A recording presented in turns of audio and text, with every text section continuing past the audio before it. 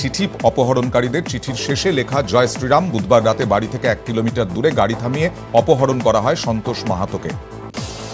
বীরভূমে তৃণমূল নেতাকে হুমকি চিঠি। খয়রাশোলে পঞ্চায়েত সমিতির জনস্বাস্থ্য পরিবেশ কর্মাধ্যক্ষ রজত মুখোপাধ্যায়ের বাড়িতে হুমকি চিঠি দেওয়া হয়। চিঠিতে লেখা 4 লক্ষ টাকা না দিলে প্রাণে মেরে ফেলা হবে। খয়রাশোল থানার পুলিশ চিঠিটি উদ্ধার করেছে।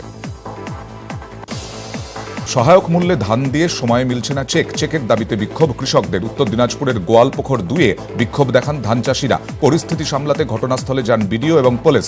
তাদের মধ্যস্থতায় আপাতত বিক্ষোভ থেকে সরে আসেন কৃষকরা।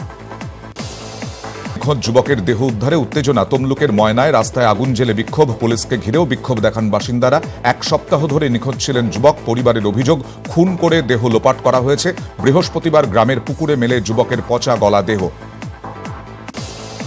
শহীদ বেদি ভাঙাকে কেন্দ্র করে ভাঙড়ে গোলমাল। পাওয়ার গ্রিড বিরোধী আন্দোলনে মৃতদের উদ্দেশ্যে শহীদ বেদি নির্মাণ করা হয়েছিল। রাতে শ্যামনগরে সেই শহীদ বেদি ভেঙে দেয় দুষ্কৃতীরা। এরপরেই এলাকায় উত্তেজনা ছড়ায়। পুলিশ এসে পরিস্থিতি সামাল দেয়। পুলিশের নিরাপত্তায় 17 জানুয়ারি শহীদদের স্মরণে অনুষ্ঠান হবে। এই প্রতিশ্রুতি পেয়ে শান্ত হন বিক্ষোভকারীরা।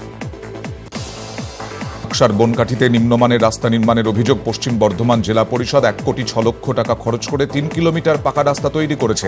1 মাসের মধ্যেই রাস্তা খারাপ হতে শুরু করেছে। ঠিকাদারের বিরুদ্ধে তদন্তের নির্দেশ জেলা পরিষদের এক্সিকিউটিভ ইঞ্জিনিয়ারের। বিয়ের 11 মাস পর মহিলার মৃত্যু ঘিরে চাঞ্চল্য নদিয়ার তাহেরপুরের বাপুজি নগরে। পণের জন্য স্ত্রীর ওপর অত্যাচারের অভিযোগ স্বামীর বিরুদ্ধে। সুজাতা বিশ্বাসকে শ্বাসরোধ করে খুন করা হয়, অভিযোগ মৃতার পরিবারের। তাহেরপুর থানায় অভিযোগ দায়ের। পলাতক স্বামী সহ শ্বশুরবাড়ির অন্যান্য সদস্য। তৃতীয় বর্ষের ছাত্রীর দেহ উদ্ধার। নদিয়া রানাঘাটের কালীতলার ঘটনা। রানাঘাট কলেজের ছাত্রী পায়েল দেবনাথের সঙ্গে এক যুবকের সম্পর্ক তৈরি হয়। সম্পর্কের টানাপোড়েনের জেরেই ওই ছাত্রী আত্মহত্যা করেন বলে অভিযোগ পরিবারের। ওই যুবকের বিরুদ্ধে রানাঘাট থানায় অভিযোগ দায়ের।